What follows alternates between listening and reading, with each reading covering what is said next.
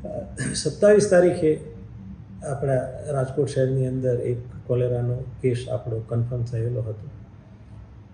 ત્યારબાદ ત્યાં કોલેરાના કેસને લઈ અને જે સરકાર દ્વારા આની માર્ગદર્શિકા જાહેર કરવામાં આવેલી છે કે જ્યારે કોઈ કોલેરાનો કેસ જે વિસ્તારની અંદર આપણને ડાયગ્નોસ થાય તો કેવા પ્રકારની કામગીરી કરવાની છે, એ મુજબની કામગીરી સઘન આપણે હાથ ધરી દીધેલી છે.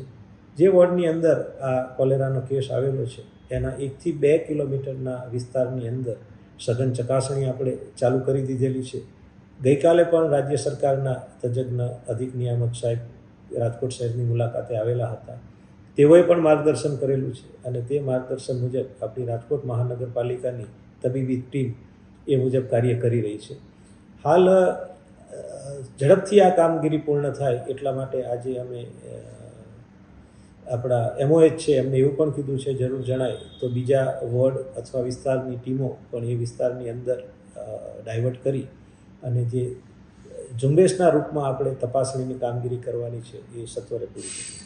રાજકોટની અંદર એક કેસ જે સામે આવ્યો છે એ કેસ અત્યારે ખૂબ સ્થિર છે અને એને ટ્રીટ પણ કરી લેવામાં આવેલો છે.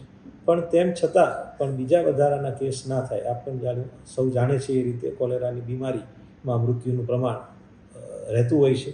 એટલે કેસ અટકાવવા એ અમારી પહેલી પ્રાયોરિટી છે અને ત્યારબાદ જો પણ કોઈ કેસ ધ્યાને આવે તો એની સઘન સારવાર થાય અને યોગ્ય સારવાર થાય એ પણ અમારી અગ્રતા છે.